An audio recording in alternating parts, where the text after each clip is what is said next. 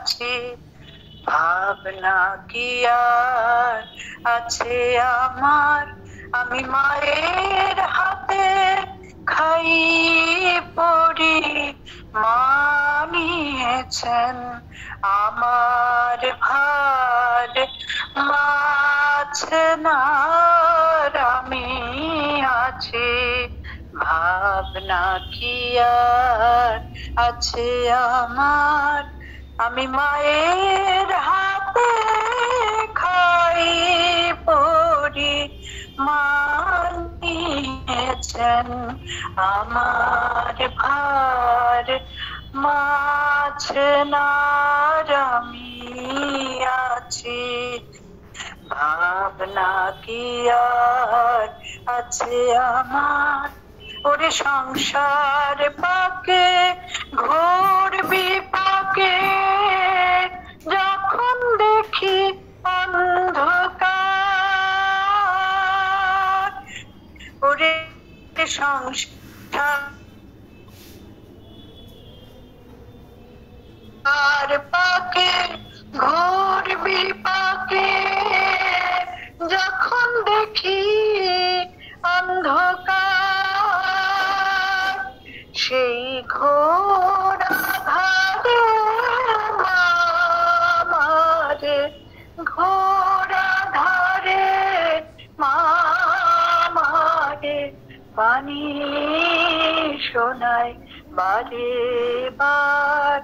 মাছে না আমি আছি, ভাবনা কি আর আছে আমার। এসে ছয় জানাতে একই সাথে, পথ ভোলায় যে বারে বার। সে বিপথ হতে ধরে হাতে, বিপথ হতে ধরে হাতে মাঝে করিছেন উদ্ধার। মাছে না আর আমি আছি, ভাবনা কি আর আছে আমার। আমি মায়ের হাতে খাই পড়ি,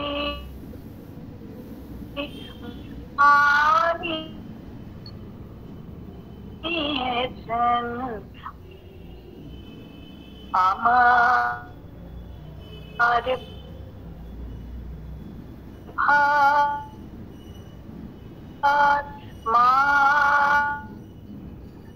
আছে না আমি আছি, ভাবনা কি আর আছে আমার। আমি ভুলেও থাকি তবু দেখি, ভুলেন না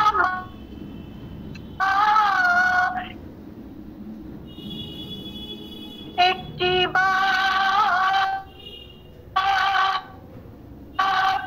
আমি ভুলেও থাকি তবু দেখি, ভুলেন না একটি বার।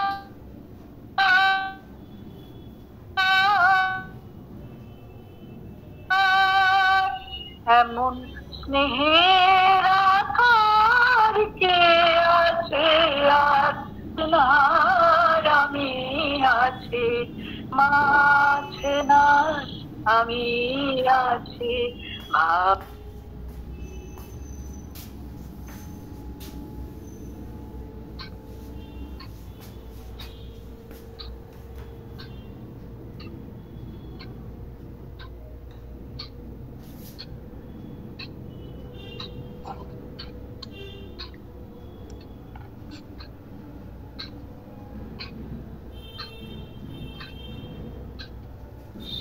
সন্দীপ, আমি গান শেষ করেছি। আচ্ছা আচ্ছা, মাইক্রোফোনটা একটু অসুবিধে হলো, মাঝে মাঝে কেটে গেছে আর কি। কিন্তু সার গান গেয়েছেন, খুব ভালো। বুধবার আমরা যে সন্ধ্যাবেলায় ক্লাসে বসি, শিবপুর সাধক সংঘ পরিচালিত ক্লাস, গোপাদি কন্ডাক্ট করেন ক্লাসটিকে। আপনাদের সকলের প্রতি আমার আন্তরিক শুভেচ্ছা জানিয়ে, শ্রী অরবিন্দ মায়ের প্রতি প্রণাম জানিয়ে ক্লাসটি শুরু করছি। আজকের বিষয় মানুষের এত দুঃখ কষ্টের কারণ। এই বিষয়গুলি নেওয়া হচ্ছে চারপাশের অবস্থা দেখে, পরিচিত অপরিচিত জনের মধ্যেকার দুঃখ কষ্টকে দেখে, এবং এক মৌলিক প্রশ্ন উঠে আসছে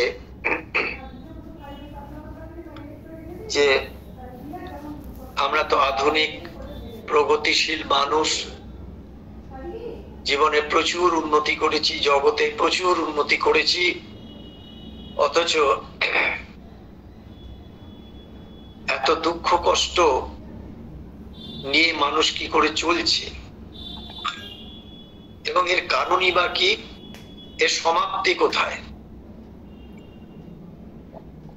কারণ দুঃখ কষ্ট কেউ চায় না, অথচ সেটা ভোগ করতে হয়। মানুষ বিবর্তনের ধারায় এত উন্নতি করেছে, জীবনের জগতের বহু পরিসরে প্রচুর সাফল্য অর্জন করেছে, এত প্রগতি, এত খ্যাতি, এত সম্মান, এত পুরস্কার, তবু আপামর মানুষের মধ্যে এত দুঃখ কষ্ট কেন? আপামর মানুষ বললাম কেন? হয়তো কেউ কেউ আছেন এই পৃথিবীতে, আমাদের সমাজে, যারা একটু বিশেষভাবে সমাজে প্রতিষ্ঠিত, বা একটুখানি সেই কথায় বলতে গেলে সেই রবীন্দ্রনাথের কথায়, রবীন্দ্রনাথ ঠাকুরের কথায় একানা মানুষ, তাদের সম্পর্কে ঠিক জানা নেই তারা দুঃখ কষ্টে থাকেন কিনা।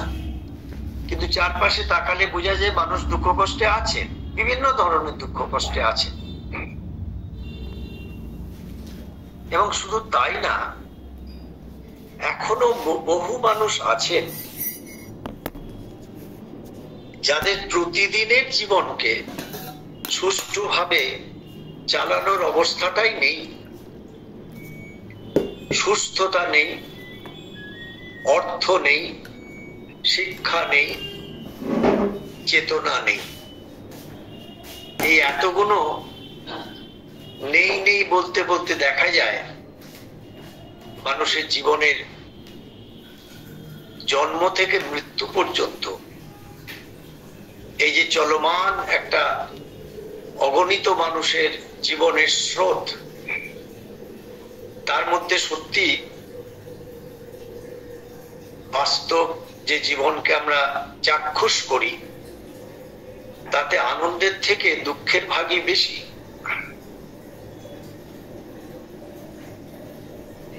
এখন এই দুঃখের যে মূল উৎস, সেখানে যাওয়ার আগে আমরা জানি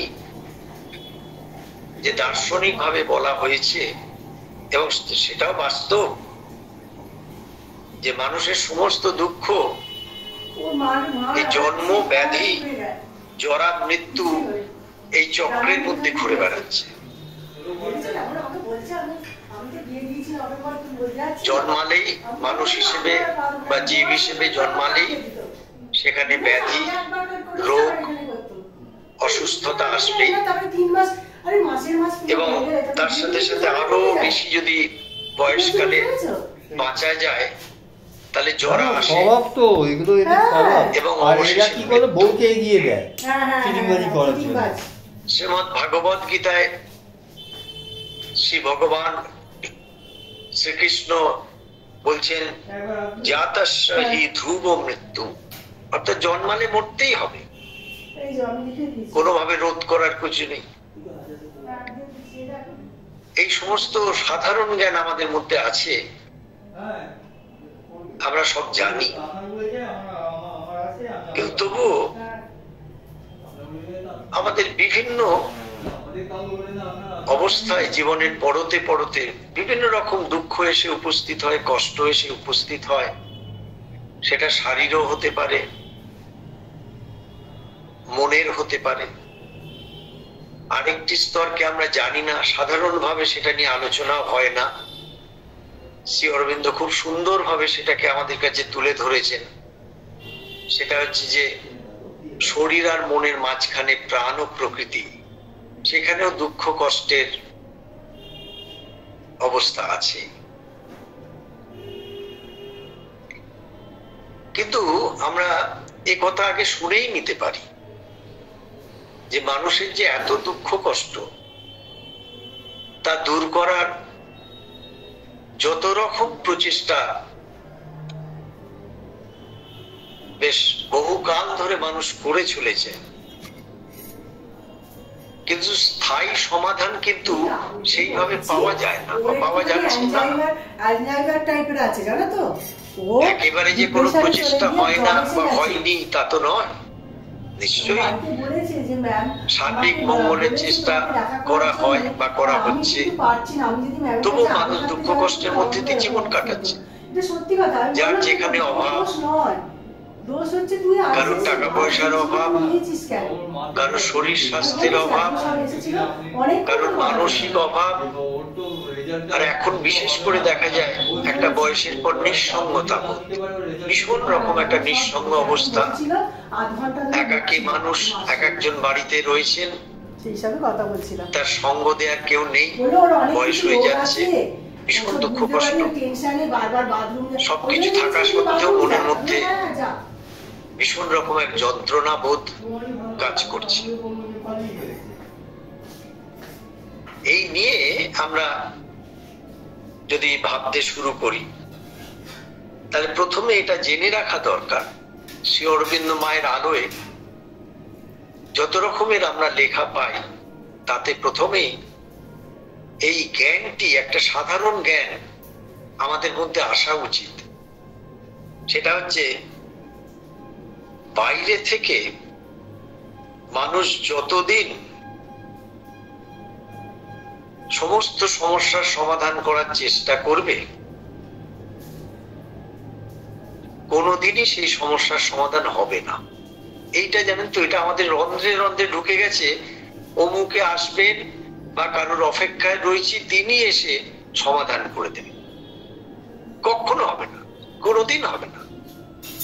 কারণ মানুষ যতদিন বাইরের প্রকৃতির স্রোতে এক অচেতন জীবন যাপন করবে,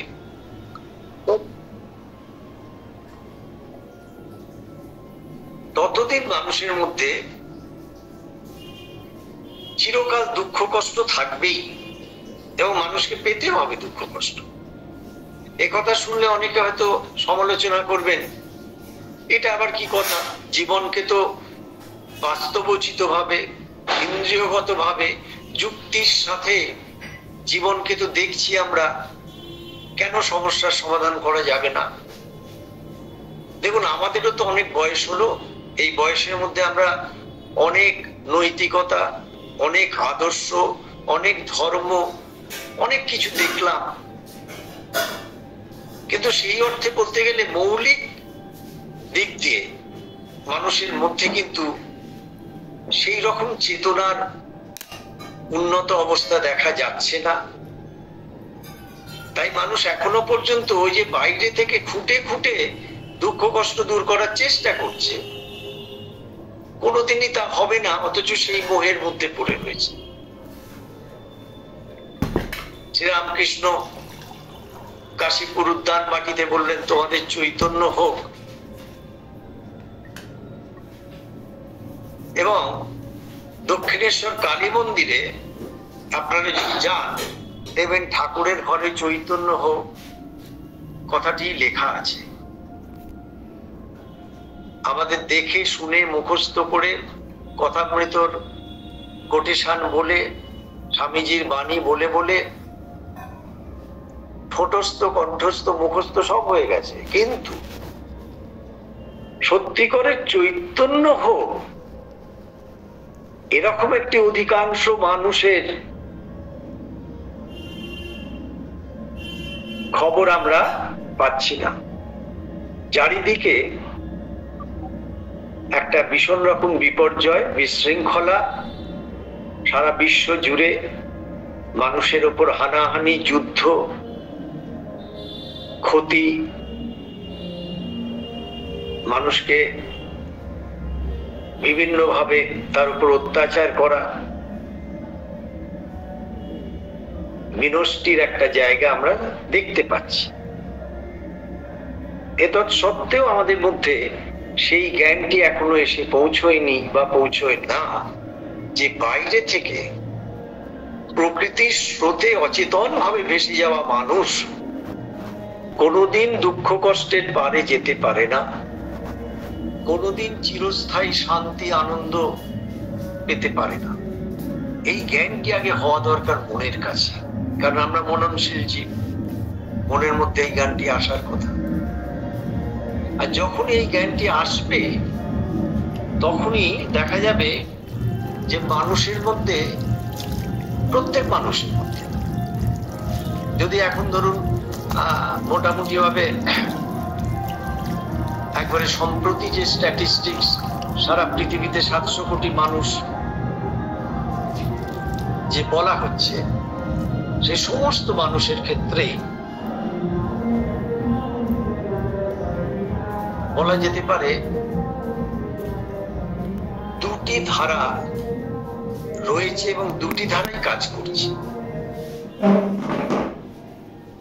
এবং বাইরে থেকে মানুষের যত রকম শ্রেণী বিশ্লেষণ করা হোক, সামাজিক দিক দিয়ে, অর্থনৈতিক দিক দিয়ে, তা একটা আংশিক বিষয়। একটা পূর্ণ মানব সত্তাকে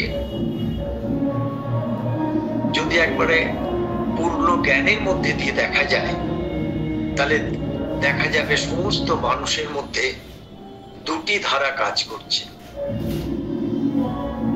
একটি হচ্ছে প্রকৃতির ধারা, স্ট্রিম অফ দি নেচার, আরেকটি হচ্ছে চেতনার ধারা, স্ট্রিম অফ দি কনসাসনেস। এই যে বললাম জন্ম, ব্যাধি, জরা, মৃত্যু, এই যে একটা সাইকেলের মধ্যে দিয়ে জীবন চলে, এটা হচ্ছে প্রকৃতির ধারা। এবং এই প্রকৃতির ধারার মধ্যে এমন সমস্ত অজানা বিষয় রয়েছে,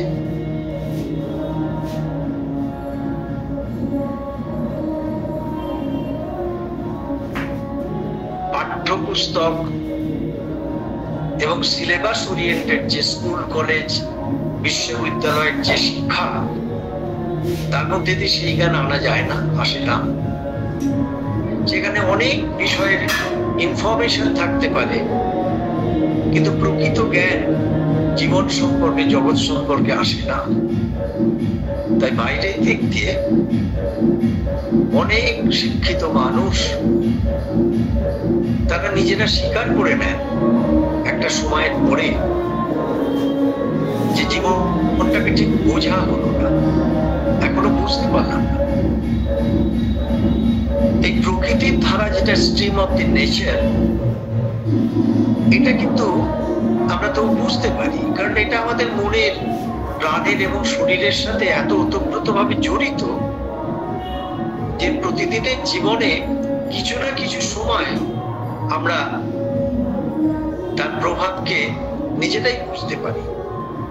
যেমন ধরুন মনের মধ্যে যেরকম যেরকম চিন্তা ভাবনা আসে, ঠিক সেই রকম অবস্থা আমাদের ভেতরে তৈরি হয় এবং তার প্রতিক্রিয়া করে আমাদের শরীরের উপর। প্রাণের মধ্যে যেরকম প্রভাব আসে, তারও প্রভাব আমাদের অনুভূতিতে আসে, মনের মধ্যে আসে, শরীরের মধ্যে সেটা প্রভাব বিস্তার করে। আর শরীরের মধ্যেও এইরকম কিছু প্রকৃতির স্রোত দেখা দিলে আমরা নিজেরা বুঝতে পারি যে শরীর ভালো নেই, শরীরে কোন রকম অসুস্থতা দেখা দিয়েছে। এইরকম যে প্রকৃতির স্রোত, এই প্রকৃতির স্রোত কিন্তু আমাদের মন প্রাণ শরীরের সাথে অঙ্গাঙ্গী ভাবে জড়িত, যেটা সম্পর্কে খুব বিশেষ জ্ঞানের দরকার পড়ে না, আমরা নিজেরা জানি। আমরা যে যে অবস্থায় থাকি না কেন, মনের মধ্যে কিরকম ভাবনা চিন্তা আসে আমরা নিজেরা জানি। প্রাণের মধ্যে কিরকম স্রোত চলছে বাসনা কামনার বা চাওয়া পাওয়ার আমরা জানি। শরীরের মধ্যে কিরকম অভ্যাস কাজ করছে আমরা জানি। কিন্তু সেই সম্পর্কে জেনেও তার উৎস কি এবং সেইগুলোকে নিয়ে জীবনে চলতে গেলে মূল কোন উৎসে পৌঁছতে হবে, যেখানে গেলে এই যে দুঃখ কষ্টের পারে চলে যাওয়া বলছে, বা দুঃখ কষ্ট আসলেও বোঝা যাবে না, জীবনকে এমন একটা উত্তুঙ্গ চেতনার পৈঠায় পৌঁছে দেয়া যায় যেখানে দুঃখ কষ্ট স্পর্শ করে না। হ্যাঁ, জীবন্ত অবস্থায় হয়। তা আমরা আজকে প্রথমে স্ট্রিম অফ দ্য নেচার, প্রকৃতির ধারা নিয়ে একটুখানি কথা বলবো। তারপর আমরা সবাই মিলে, আপনারা আমি সকলে মিলে আমরা এই বিষয়ের মধ্যে ধীরে ধীরে প্রবেশ করব, এই বিষয়ের অনুধ্যানে যেতে থাকব। নিজেদের মনের, নিজেদের শরীরের, নিজেদের মধ্যের যে দুঃখ কষ্টের বোধ, তার উৎসকে বোঝার চেষ্টা করব। প্রথমেই জেনে নেওয়া দরকার এই প্রকৃতির স্রোত দুভাবে আসে আমাদের কাছে। একটা হচ্ছে বিশ্ব প্রকৃতির মধ্যেই প্রকৃতির স্রোত রয়েছে, সুতরাং বাইরে থেকে সে অসংখ্য স্রোতধারায় আমাদের সত্তার মধ্যে প্রবেশ করছে। আবার এই প্রকৃতির স্রোত বা তার ক্রিয়াকর্ম আমাদের মধ্যেও কিছু কিছু জায়গায় স্থির প্রতিষ্ঠ হয়ে রয়েছে আমাদের ভেতরে, সেইগুলো অনেক সময় ওপরে উঠে আসে। এই যে বাইরের প্রকৃতির স্রোত এবং ভেতরের যে প্রকৃতির একটা অবস্থান, এইটাতেই আমাদের মধ্যে অনেক রকমের ক্রিয়া প্রতিক্রিয়া সৃষ্টি হয়, যেটা অনেক সময় আমরা ধরতে পারি না, বুঝতে পারি না। হঠাৎ কেন যে মনটা খারাপ হয়ে গেল, কোনো কারণ খুঁজে পাই না। হঠাৎ মনে হয় দিনের মধ্যে কখনো একটা এনার্জি লস করলাম, আর ভালো লাগছে না, একটুখানি কিরকম কিরকম লাগছে, কোনো কারণ নেই, হঠাৎ শরীরটা খারাপ হতে শুরু করলো এবং খারাপ হতে হতে এমন অবস্থা হলো প্রায় শুইয়ে দিল। এগুলো আমরা অনেক সময় অভ্যস্ত ধারায় মেনে নিই যে ভাগ্যের ব্যাপার, কপালের ব্যাপার। কোনোটাই ভাগ্যের বা কপালের ব্যাপার না, সমস্তটার মধ্যে কার্যকারণ সম্পর্ক রয়েছে। সুতরাং প্রকৃতির স্রোতের মধ্যে কি কি আছে, আগে আমরা শ্রী অরবিন্দের কথায় জেনে। শ্রী অরবিন্দ বলছেন প্রকৃতির স্রোতের মধ্যে তিনটি জিনিস আছে।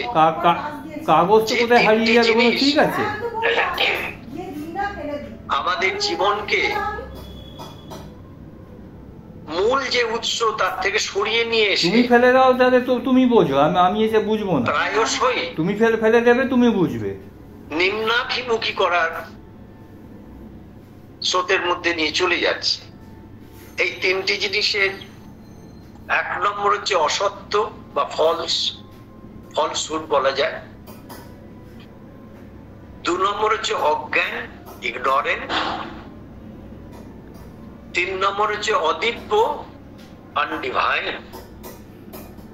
এই যে অসত্য, অজ্ঞান আর অদিব্য অর্থাৎ ফলসহুড, ইগনোরেন্ট এন্ড আনডিভাইন, এইটা মিলিয়ে একটা অজ্ঞানের অবস্থা, অন্ধকারাচ্ছন্ন অবস্থা আমাদের সত্তার মধ্যে একবারে প্রতিষ্ঠিত হয়ে থাকে। এবং সেইটার কারণে কোনখান থেকে সেটা কখন কিভাবে উঠে আসে সেটা অনেক সময় আমরা ধরতে পারি না, কিন্তু মূল উৎস কিন্তু এই তিনটে, একটা অসত্য, ফলসহুড, ডিম সেদ্ধ সব শেষ হয়ে গেছে, অজ্ঞান, ইগনোরেন্ট, সেদ্ধ করে রাখবো, অদিব্য, আনডিভাইন। এখন অসত্য বলতে মানে কিন্তু অবশ্যই ডিমের জায়গাগুলো কথার ব্যাপারে সত্য কথা, মিথ্যা কথা না। ক্যাপসিকাম অসত্য মানে না, আমি দেখেছি কালকে কোন রকমে একখানা কোন রকমে পেলাম। চিন্তা ভাবনার ক্ষেত্রে এমন এমন কিছু অ্যালাওয়েন্স বা অনুমতি আমাদের মনের কাছে আছে যে আমরা জেনে বুঝে বা কখনো না জেনে অসত্যকে আমরা আহ্বান করে ফেলি। এগুলো চলছে, এই অসত্যকে আমরা চাওয়া পাওয়ার ক্ষেত্রেও আহ্বান করে ফেলি, অভ্যাসের ক্ষেত্রেও আহ্বান করে ফেলি। সবটা যে সচেতন ভাবে করি তা না, কিন্তু অনেক সময়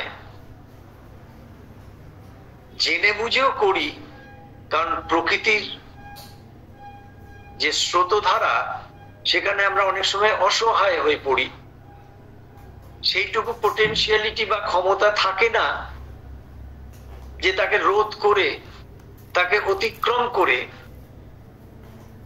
তার থেকে বেরিয়ে আসার। আর এই যে অজ্ঞান বলছেন, অজ্ঞান মানে এটা নয় যার বর্ণ পরিচয় হয়নি বা যে লেখাপড়া শেখেনি, সেরকম অজ্ঞানতার কথা বলা হচ্ছে না। এই অজ্ঞানতা হচ্ছে জীবন জগৎ সম্পর্কে প্রকৃত যে জ্ঞান, সেই জ্ঞানের মধ্যেকার যে রহস্য এবং তার যে উৎস, সেই সম্পর্কে না জানা। আবার প্লাস্টিকের মধ্যে করে রাখছো, পচে যায়। কি রাখছো প্লাস্টিকের মধ্যে? এই জ্ঞান অজ্ঞানটা কিন্তু বাইরের দিক দিয়ে কে কতটা শিক্ষিত, লেখাপড়া শিখলো, একাডেমিক যে স্ট্যাটাস, সেটা দিয়ে বলা হচ্ছে না। অজ্ঞানতা হচ্ছে প্রকৃত যে জ্ঞান, যে জ্ঞানে মানুষ উন্নীত হলে তার চেতনার ধারায় সে একটা উত্তম অবস্থায় পৌঁছতে পারে, তখন সে জীবনের জগতের সমস্যার সমাধান খুব ইজিলি করতে পারে, খুব সহজে করতে পারে। সেই জ্ঞানের কথা বলা হয়েছে। আর এই যে অদিব্য বলা হচ্ছে, আনডিভাইন, এই আনডিভাইন মানে সাধারণভাবে বলা যায় ভগবত বিরোধী যা কিছু এবং সেটা খুব সহজে বোঝার জন্য একটা কথা বলা যায়। তোমার জলের দাগগুলো গেল, কিছুতেই জলের দাগ যায় না, কিছুতেই জলের দাগ যায় না। এই ফ্রিজের গায়ে জলের দাগ কিছুতেই যায় না। সমস্ত দরজা বন্ধ করে দিয়ে প্রকৃতির স্রোতের মধ্যে জল, এমনি ওই জল ন্যাকড়া দিয়ে মুছলাম, আন্দোলিত হতে হতে জীবনে চলে, তখন সে অদিব্যকেই বরণ করে নেয়।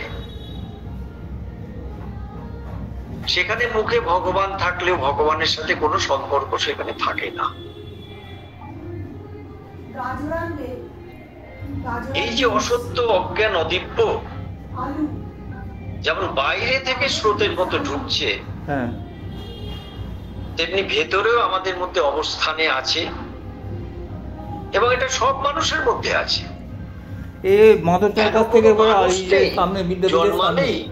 ওর থেকে আলুটা নিয়ে জন্ম থেকেই তার মধ্যে অসত্য নেই, অজ্ঞান নেই, অদিব্য নেই, এটা হতে পারে না। পার্সেন্টেজের এদিক ওদিক হতে পারে, কিন্তু এটা নিয়েই মানুষকে আসতে হয়। কেন? মানুষ যে প্রকৃতিকে ধারণ করে চলে, এই প্রকৃতির মধ্যেই তো অদিব্য, এই প্রকৃতির মধ্যেই অজ্ঞান, এই প্রকৃতির মধ্যেই অসত্য একবারে পুঞ্জীভূত হয়ে রয়েছে। এটা হচ্ছে প্রকৃতির স্রোত,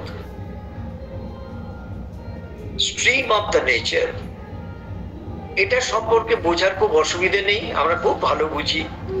আমার মনের মধ্যে একটু আগে এমন একটা কোনো চিন্তা ঢুকলো, যে চিন্তার মধ্যে সমস্ত ভাবে অসত্য, অজ্ঞান, অদিব্য রয়েছে, এবং সেটা আমার ব্রেন ফাংশনিং এর মধ্যে কাজ করে দিয়ে বেরিয়ে চলে গেল। আমি বুঝলাম না, এটা হতেই পারে, এটা বুঝি আমরা, কিন্তু যেটা বুঝি না সেটা চেতনার স্রোতকে বুঝি না। চেতনাটা ভেতর দিকে থাকে, প্রকৃতি বাইরের দিকে থাকে। এই যে চেতনার স্রোত, এটা একটা অন্তঃসলীল ধারা রয়েছে, ভেতরে ভেতরে সেটা চলে। যেমন প্রকৃতির স্রোত বাইরে চলছে, তেমনি চেতনার স্রোতও চলছে। এবার প্রকৃতির স্রোতের যেমন তিনটে ধারাকে দেখলাম, তেমনি স্ট্রিম অফ দ্য কনসাসনেস, চেতনার ধারায় কি আছে একটু শুনে নি। শ্রী অরবিন্দ মায়ের আলোয় চেতনার ধারায় আছে শান্তি, আনন্দ, শক্তি, আলো, জ্ঞান, প্রেম, সৌন্দর্য। আচ্ছা, এটা কি সব মানুষের মধ্যে আছে? সব মানুষের মধ্যে আছে, আড়ালে আছে, চাপা দেওয়া আছে, যাকে বাইরে থেকে হয়তো বোঝা যাচ্ছে না, কিন্তু সেটা আছে। তাহলে মানুষকে কি করতে হবে? তাকে প্রথমে বুঝে নিতে হবে, আমি যে জীবন যাপন করছি, সাধারণ জীবন যে যাপন করছি, সেই সাধারণ জীবনটা হচ্ছে প্রকৃতির স্রোত দ্বারা পরিচালিত একটি জীবন। এই প্রকৃতির স্রোত থেকে আমার ভেতরের যে চেতনার স্রোত, সেইখানে আমাকে কিন্তু যেভাবে হোক পৌঁছতে হবে। এখন আমরা এই যে প্রকৃতির তিনটে স্রোতের কথা বলা হয়েছে, অসত্য, অজ্ঞান আর অদিব্য, সেটা মনের মধ্যে কিভাবে কাজ করে সেটা শুনে নি। কারণ আমরা মননশীল মানুষ, আমাদের মন ঠিক যেভাবে চিন্তা ভাবনা করে, আমাদের জীবনও ঠিক সেইভাবে গড়ে ওঠে। আর মনকে প্রথমে সাধনা করতে হয়। মনটাকে যদি সঠিকভাবে স্থির, নিয়ন্ত্রিত না করা যায়, তাহলে সাধনা কথাটি অবান্তর হয়ে যায়। মনকে যেভাবে হোক, তার অজস্র অসংখ্য পদ্ধতি থাকতে পারে। সেই মনকে পরিশীলিত করা, মনকে স্থির করা, মনকে শান্ত করা, মনকে নীরব করা, এই অনেক রকম প্রসেস আছে। এগুলো হচ্ছে চেতনার ধারায় করতে হবে সাধনার। কিন্তু মনের মধ্যে কি করে প্রকৃতির ধারা কাজ করছে বা করে, সেটা আগে শ্রী অরবিন্দের কথা আমরা শুনে নিই। মনের মধ্যে সাধারণত 5টি বিষয় নিয়ে এই অসত্য, এই অজ্ঞানতা এবং এই অদিব্য কাজ করে। কি কি 5টি বিষয়?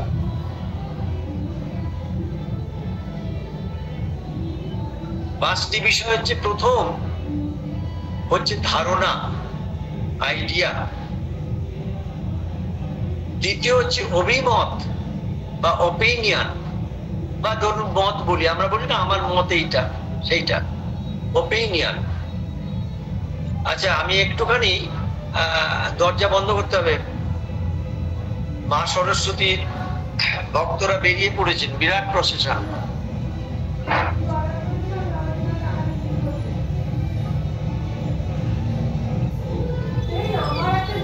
আমার একটা ওই জিনিসটা খারাপ বলছিলাম না, নেমে যায় দেয়।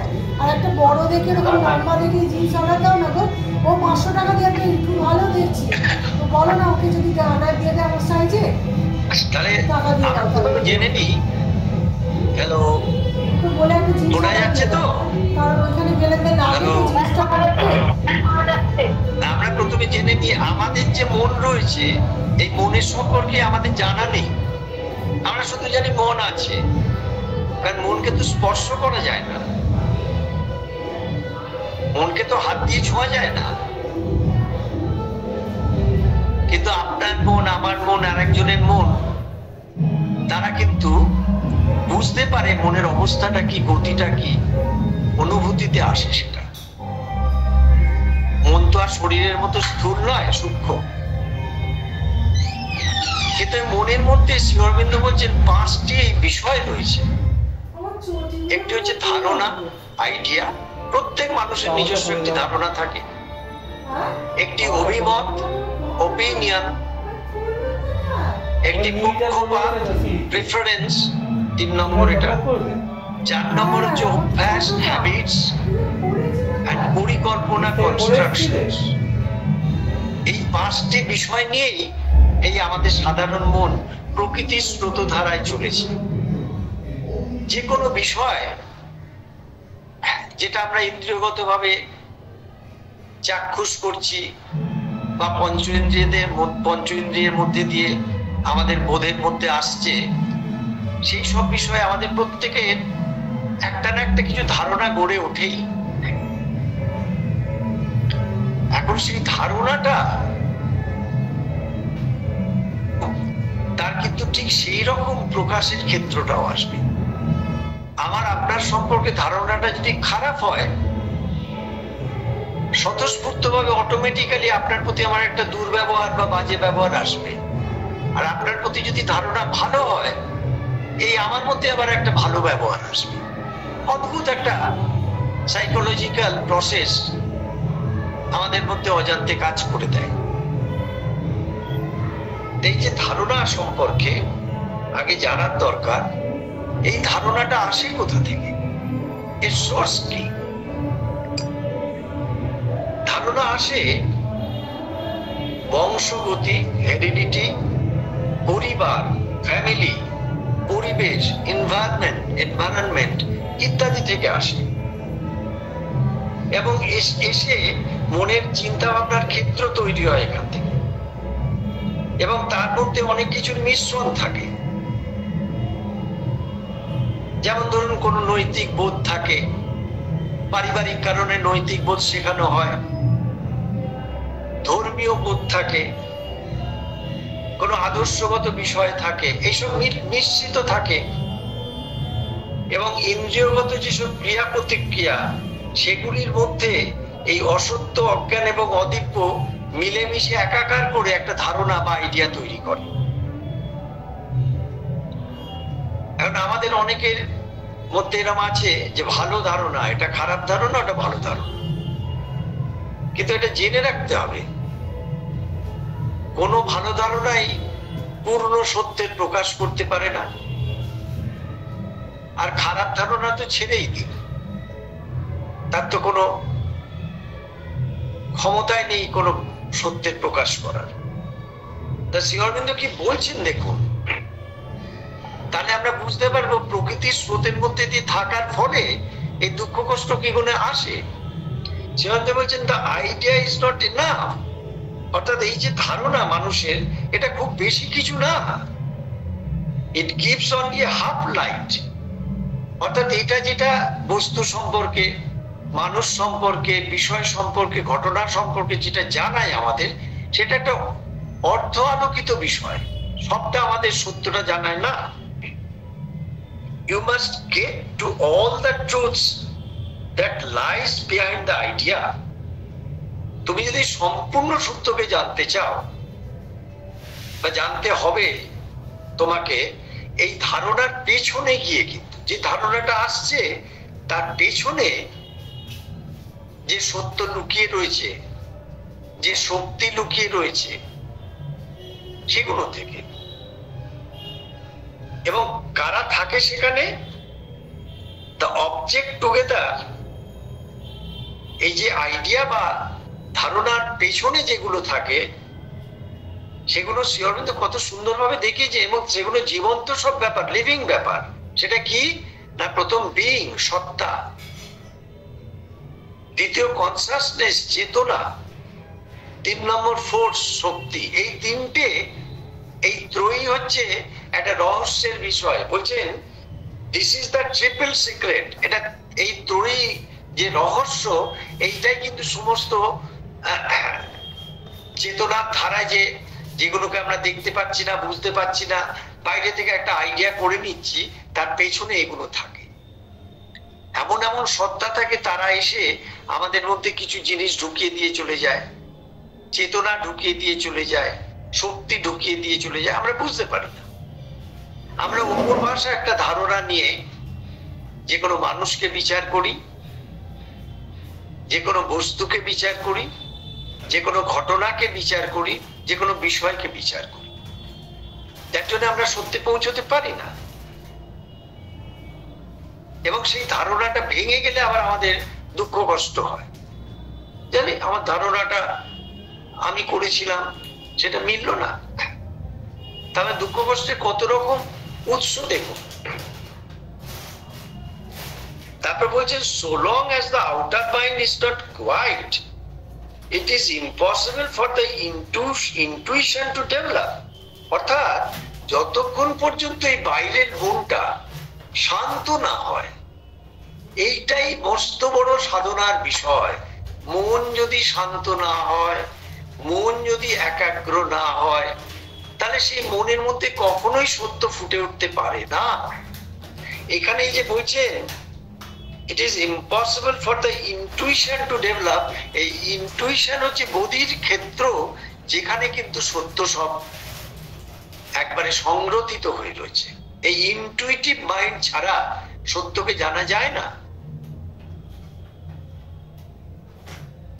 ইন্টেলেক্ট দিয়ে এবং বুদ্ধির একবার চরম উৎকর্ষতা দিয়ে যাকে জানা যায়, তাকেও বলা হচ্ছে সেটা কিন্তু সম্পূর্ণ সত্যকে সে জানতে পারে না। সত্যের কোন একটা রূপকে হয়তো সাধারণ মানুষের থেকে বেশি জানে, কিন্তু পূর্ণ সত্যকে সে জানে না।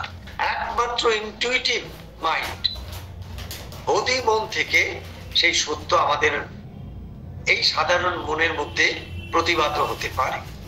তাই এই সাধারণ মনকে প্রথমে শান্ত করতে হবে। একটা পাত্রের মধ্যে জল রয়েছে, আর সেখানে সূর্যের প্রতিচ্ছায়া পড়ছে, একটা কিছু দিয়ে যদি জলটা নাড়ানো হয়, দেখা যাবে সূর্য টুকরো টুকরো হয়ে যাচ্ছে। আমাদের মনের সেরকম অবস্থা। আমাদের মধ্যে যে অন্তরাত্মা অবস্থান করছেন, তিনি প্রতি মুহূর্তে প্রতিফলিত হতে চাইছেন, কিন্তু আমাদের এই মনের টুকরো অবস্থা এবং অশান্ত অবস্থা কিছুতেই তাকে পূর্ণ সত্য রূপে গ্রহণ করতে পারছি না। এবং আমরা তখন করছি কি, এই প্রকৃতির স্রোতধারায় বাইরে থেকে, যেটা ভেতর থেকে গেলে সমাধান হয়ে যেত।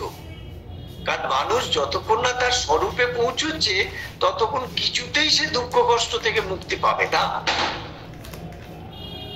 তাই শ্রীরামকৃষ্ণ বললেন, মানুষ মনেই বদ্ধ, মনেই মুক্ত। মনই তো আমাদের প্রতিদিন পরিচালিত করছে, এবং মনের ওপর শরীরের ভীষণ রকম একটা প্রতিক্রিয়া আমরা দেখতে পাই। এবং টোটাল যদি অ্যাক্টিভিটিসটা ধরা যায়, তাহলে সাইকোলজিক্যাল অ্যাক্টিভিটিস হচ্ছে 75%, ফিজিক্যালটা 25%। তাই আমরা করি কি, বাইরে থেকে কোনো নৈতিক বিষয়, কোনো ধর্মীয় বিষয়, কোনো আদর্শগত বিষয়, এগুলোর উপর ঝাঁপ দিয়ে ভাবি পূর্ণ সত্যকে ধরে ফেলেছি। না, নট দ্যাট। ওগুলো কিন্তু সম্পূর্ণ সত্যটা আমাদের জানান দিতে পারে না। তাই বলছেন সোলং, শ্রী অরবিন্দ বলছেন কি, দেখুন, so long as the outer mind is not quiet, it is impossible for the intuition to develop.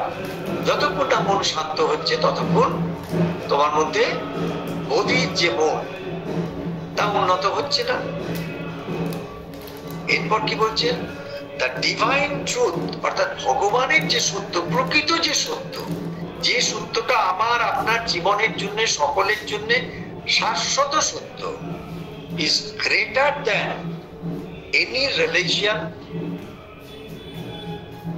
or creed or scripture or idea or philosophy.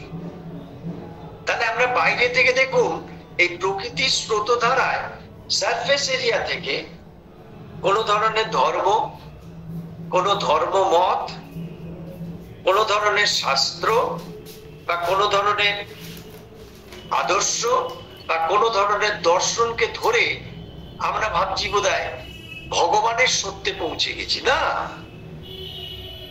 the divine truth is greater, অর্থাৎ ভগবানের সত্য এই সমস্ত ধর্ম, ধর্মমত, শাস্ত্র, তারপর আদর্শ, দার্শনিকতা, দর্শন সবার থেকে অনেক মহান, অনেক উন্নত, অনেক উচ্চতর, অনেক গভীরতর, অনেক ব্যাপকতর।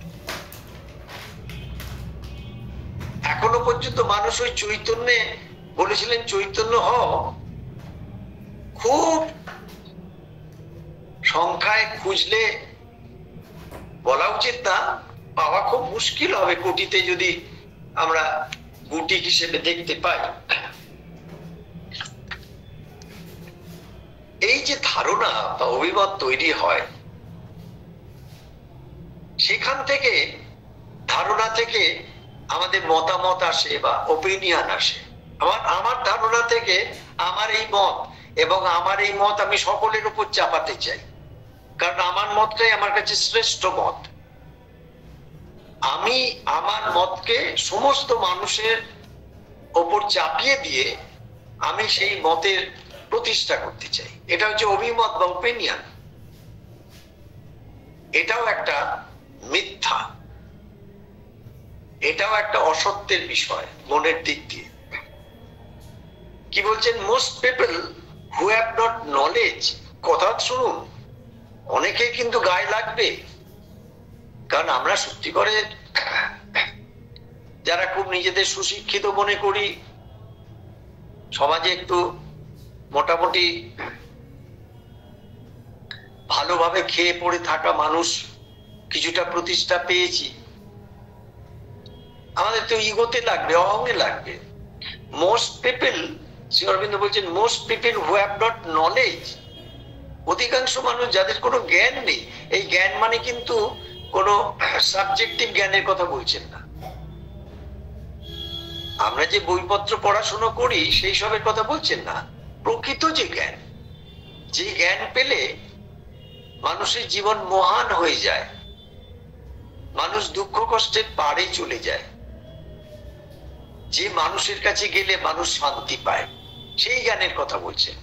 Most people who have not knowledge, অধিকাংশ মানুষ যাদের জ্ঞান নেই, আর অ্যাপ্ট টু বি অপিনিয়নেটেড, তারা হচ্ছে মতামত দেওয়ার ব্যাপারে খুব পারদর্শী। দেখবেন চারিদিকে সমাজের চতুর্দিকে যে কোনো কিছু নিয়ে চতুর্দিকে মতামত ঘুরে বেড়াচ্ছে, প্রত্যেকের আলাদা আলাদা মত, এবং সেই মতামতে তর্ক বিতর্ক, যার একটু গলার জোর বেশি, যার একটুখানি ঝাঁজ বেশি, ভাইটাল ঝাঁজ, তার মতটা হয়তো অনেকে মেনেও নেয়। আর apt to be opinionated, they have their ideas, তাদের নিজস্ব একটা ধারণা থাকে, and don't want them to be changed, এবং সেইটা তারা কিছুতেই পাল্টাতে চায় না। or their fixity disturbed, অর্থাৎ এই চিন্তা ভাবনার যে একবারে ধরে রেখেছে ফিক্সিটি, সেইটাকে তারা ডিস্টার্ব করতে চায় না। আমার মত, আমার অভিমত, আমার ওপিনিয়ন, এই ব্যাপারে তারা ভীষণ রকম ডগম্যাটিক অবস্থায় থাকে, ডগম্যাটিস, তারা অন্ধত্ব।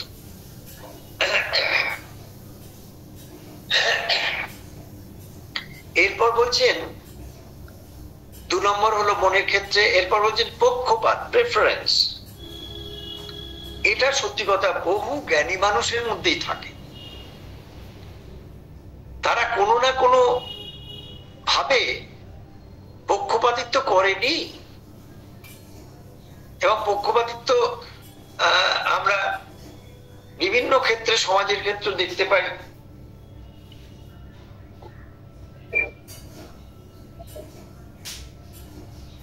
আমরা সমাজের ক্ষেত্রেও দেখতে পাই প্রচুর জ্ঞানী মানুষ, মানে যাদের দেখলে প্রণাম করতে ইচ্ছে করে, নমস্কার করি, তারাও তাদের সিদ্ধান্তের ব্যাপারে পক্ষপাতিত্ব করে। তখন আঘাত লাগে যে তাহলে কি প্রেফারেন্সটা সকলের মধ্যেই আছে? হ্যাঁ, যারা সারফেস মাইন্ডে থাকবেন তারা যতই উঁচু দরের মানুষ হোক তাদের মধ্যে প্রেফারেন্স থাকবেই। এবং তার ফলে কি হয়? শ্রী অরবিন্দ বলছেন, the proper thing is to see all with an unmoved calm. তাহলে সত্যিকারের প্রকৃত বিষয়কে, প্রকৃত সত্যকে যদি দেখতে হয় তাহলে আনমুভড কাম, CALM কাম, অর্থাৎ একটা স্থির শান্ত অবস্থা কিন্তু মনের মধ্যে আনতেই হবে। কারণ আমি তো নিজে থেকেই আমার কিছু পছন্দের বিষয়, কিছু পছন্দের মানুষ তৈরি করে রেখেছি। তাদের দোষ ত্রুটি, ভুল ত্রুটি যেমন আমার নিজের দেখি না, তাদেরও দেখি না। কিন্তু যার প্রতি আমার অপছন্দের বিষয় রয়েছে, যাকে আমি পছন্দ করি না, তার দোষ ত্রুটি দেখার জন্য কিন্তু আমি উন্মুখ হয়ে রয়েছি। সামান্য একটু কিছু পেলেই আমি সঙ্গে সঙ্গে সেটাকে এক্সাজারেট করা, বাড়িয়ে তার ওই ত্রুটিটাকে বলার চেষ্টা করবোই, কারণ সে তো আমার অপোনেন্ট বা প্রতিপক্ষ।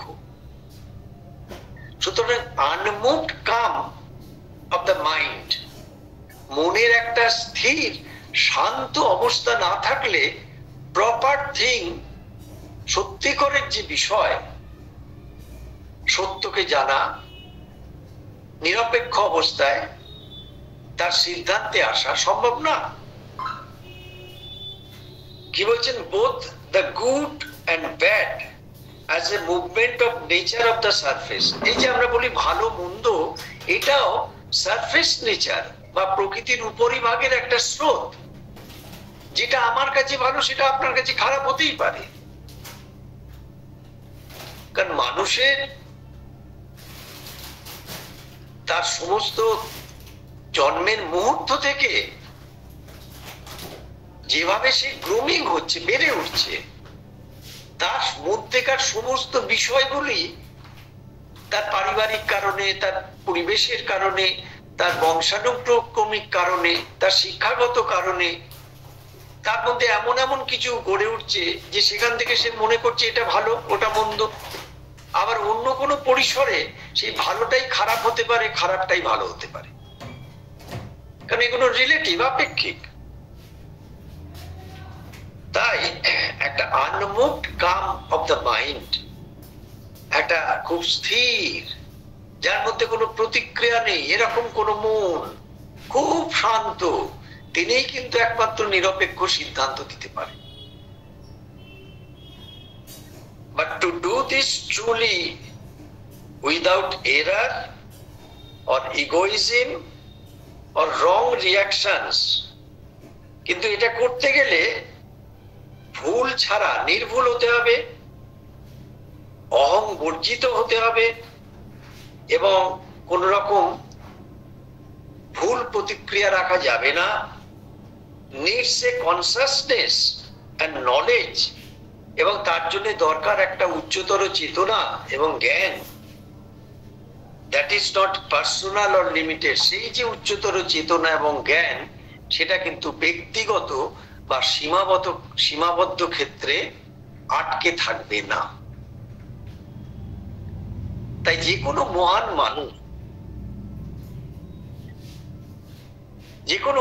মানুষ, সেই মহান মানুষ দেখবেন খুব নৈর্ব্যক্তিক হন, নিরপেক্ষ হন, এবং সকলে বলে আরে সকলকেই ভালোবাসে। এ তো তাই, শরৎও আমার ছেলে, আমজাদও আমার ছেলে। কথাটা মুখস্থ বলছি মা সারদার কথায়, কিন্তু তখনকার পরিপ্রেক্ষিতে যে কি কঠিন বিষয়। একটা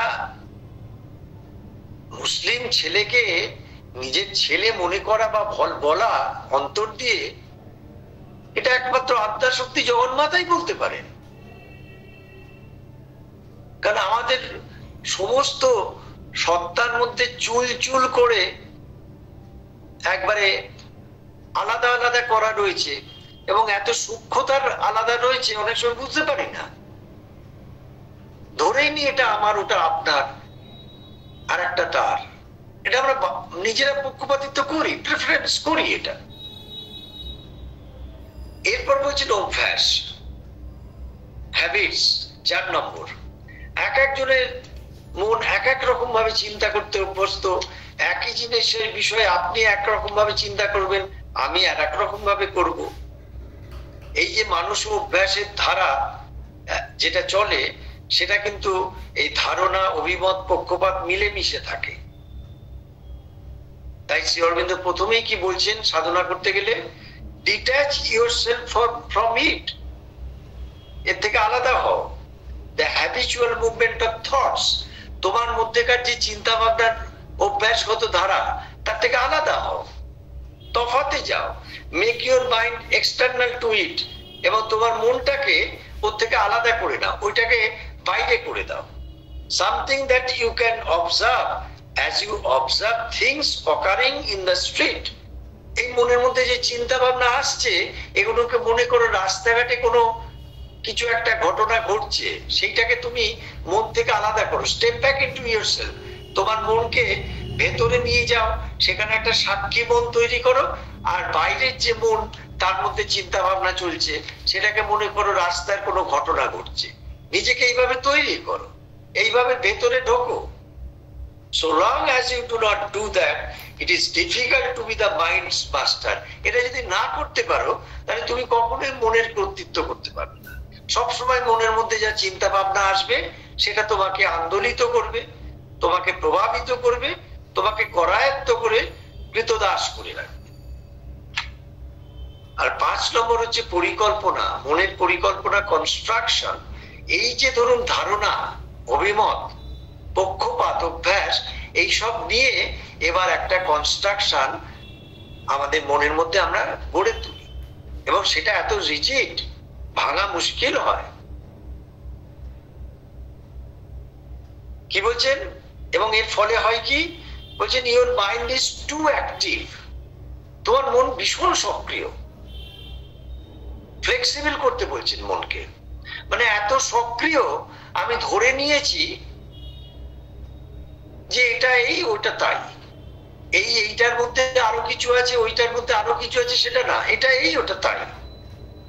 If it were more quiet and less questioning and argumentative and restlessly, অর্থাৎ যদি এই মনটাকে খুব শান্ত, খুব কম প্রশ্নের জায়গায় আনা যায়, কারণ অধিক প্রশ্ন কিন্তু মনকে চঞ্চল করে। আরে লেখাতে তো পুরো চিঠিতে লিখছেন, 1000 of questions can be answered by the divine, but you cannot believe. তোমার সমস্ত অজস্র প্রশ্নের উত্তর দিলেও তুমি ভগবানকে বিশ্বাস করবে না। তাই বলছেন, এই মনকে যদি খুব শান্ত করতে পারো, প্রশ্ন যদি কমিয়ে আনতে পারো, তর্ক যদি কমিয়ে আনতে পারো, এবং স্থির হতে পারো, wanting to find devices, it seems to me that there would be more chance of knowledge coming down. তাহলে কিন্তু সেই মনের মধ্যে ঊর্ধ্ব চেতনা থেকে জ্ঞান নেমে আসবে, and of intuitive, এবং সেই জ্ঞানটা কিন্তু হবে বোধি জ্ঞান, নন ইন্টেলেকচুয়াল। কি সুন্দর ভাষা ব্যবহার করেছেন। those who are intellectuals, তারা হয়তো হাসবেন, উপেক্ষা করবেন। নন ইন্টেলেকচুয়ালস মানে যারা শুধু বুদ্ধিবৃত্তি নিয়ে কাজ করে না, এবং বুদ্ধিবৃত্তিগত যে জায়গাটা, সেটা একজন ধরুন নির্বোধের থেকে তো অনেক উঁচু, কিন্তু সেটা দিয়েও সত্যকে বোঝা যায় না। তাহলে বুদ্ধির বৃত্তির উৎকর্ষতাকে অতিক্রম করেছেন যিনি, তিনি হচ্ছেন নন ইন্টেলেকচুয়ালস, ইনটুইটিভ। শাস্ত্রে আমাদের বলেছেন ন মেধয়া, মেধা যাদের আছে তারাও কিন্তু প্রকৃত সত্যকে জানতে পারে না। Non intellectual consciousness developing within you. এবং তুমি যদি তোমার মনকে এই যে কনস্ট্রাকশনস, যেটা ধারণা, অভিমত, পক্ষপাতিত্ব, অভ্যাস, এসব নিয়ে একটা ফর্ম তৈরি করেছো, বেশ সলিড একটা রূপকল্প দিয়েছ, সেইটা থেকে যদি তুমি বেরিয়ে না আসো, তাহলে তোমার মন সবসময় খুব অ্যাক্টিভ থাকবে এবং মন সবসময় ভীষণভাবে চঞ্চল, ভীষণভাবে চিন্তা ভাবনা দৌরাত্মের মধ্যে থাকবে। মন স্থির হবে না, মনের মধ্যে প্রশ্ন যাবে না, মনের মধ্যে থেকে তর্ক যাবে না। মন অস্থির হয়ে থাকে, তাকে স্থির করতে হবে, তবেই কিন্তু উপর থেকে জ্ঞান নেমে আসবে এবং তুমি জানতে পারবে এই দুঃখ কষ্টের যে বিষয়গুলো মনের মধ্যে থাকে সেগুলো উৎসটা কি। কার্যকারণ সম্পর্ক ছাড়া তো কিছু ঘটে না। তাই আমরা আজকে মনের মধ্যে দিয়ে শ্রী অরবিন্দের এবং মায়ের লেখাতে, এখন মায়ের লেখাতে আসবো, দুঃখ কষ্ট দূর করার উপায়গুলো আমরা খুঁজে নেওয়ার চেষ্টা করছি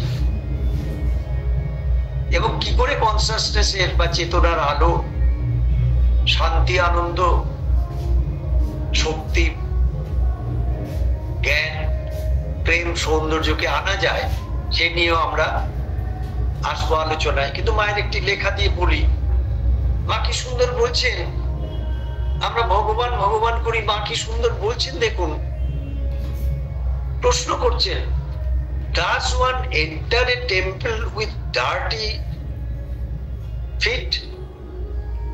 অর্থাৎ কেউ কি নোংরা পায়ে মন্দিরে ঢুকতে পারে বা ঢোকে? সত্যি কথা, আমি পা নোংরা করে কখনো মন্দিরে ঢুকবো না, তার আগে পা ধুয়ে নেবো। সেই রকম বলছেন, likewise one does not enter the temple of the spirit with sullied mind. অর্থাৎ কলুষিত মন নিয়ে কেউ ভগবানের যে আবাস রয়েছে আমাদের মধ্যে সেখানে প্রবেশ করতে পারে না, কখনো হতে পারে না। তাই মনকে আগে একেবারে পবিত্র, শুদ্ধ, মুক্ত এবং স্বাধীন করে গড়ে তুললে তবে কিন্তু মন ওই দুঃখ কষ্ট থেকে মুক্ত হয়ে একটা অনন্ত অসীমের মধ্যে বিচরণ করতে পারে। এবার মা বলছেন, there is the habit of always furnishing in the presence of a mistake a favorable explanation. অর্থাৎ আমাদের মধ্যে সবসময় একটা অভ্যাস থাকে, যে অভ্যাসটাকে আমরা এইভাবে প্রকাশ করি যে কোনো ধরনের যদি ভুল করি তাহলে ভুলটার যেন একটা অনুকূল যুক্তি আমরা সঙ্গে সঙ্গে মন তৈরি করে দেয়, যেটা আমার না, কোনো ব্যাপার না, আমি তো ভুল করিনি, আমি যুক্তি তৈরি করে দিই। ভুল করলেও স্বীকার করি না। কি বলছেন? This favorable explanation seems to jump out from the mind spontaneously and automatically, trying to obviate any sincere recognition of the error.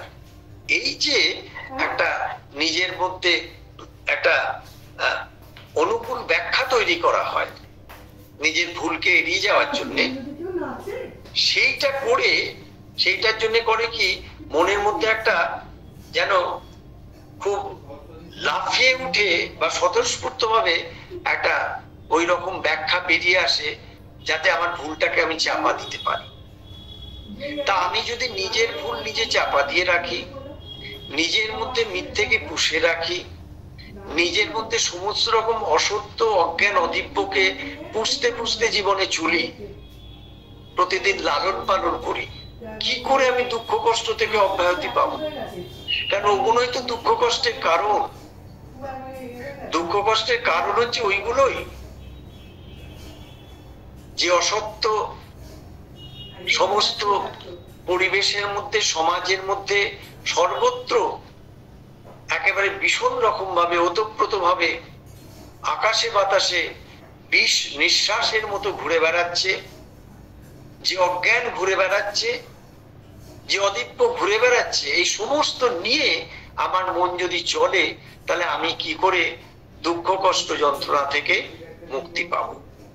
তাই মনের মুক্তির জন্য ধারণা, তারপর অভিমত, পক্ষপাত, অভ্যাস এবং পরিকল্পনা, এই যে অপরাবৃত্তির যে জিনিস, সেই থেকে আমাদের মুক্ত হওয়ার জন্য সাধনা করতে হবে। মনকে খুব শান্ত করতে হবে, স্থির করতে হবে, পরিশীলিত করতে হবে এবং মনকে এতদূর নীরব করতে হবে যাতে সত্যিকারের ভগবানের সত্য সেই মনের মধ্যে দিয়ে প্রকাশ পায় এবং আমাদের জানিয়ে দেয় মন কখনোই কি অবস্থায় থাকলে কোনো দুঃখ কষ্ট পাবে না। আজকে আমরা মনের দিক দিয়ে দুঃখ কষ্ট দূর করার জন্য শ্রী অরবিন্দ মায়ের আলোয় এই লেখা পড়লাম। এই লেখা এখন চলতে থাকবে। আমরা শ্রী অরবিন্দ মায়ের লেখা সেইভাবে আমাদের সাথে রেখে চলবো এবং আশা করি এর থেকে আমরা দুঃখ কষ্টের যে উৎস সেই সম্পর্কে জানতেও পারবো এবং দুঃখ কষ্ট থেকে উত্তীর্ণ হওয়ার সুযোগটাও পেতে পারবো সাধনোচিত অবস্থার মধ্যে দিয়ে। বলে শেষ করছি, ওম আনন্দময়ী, চৈতন্যময়ী, সত্যময়ী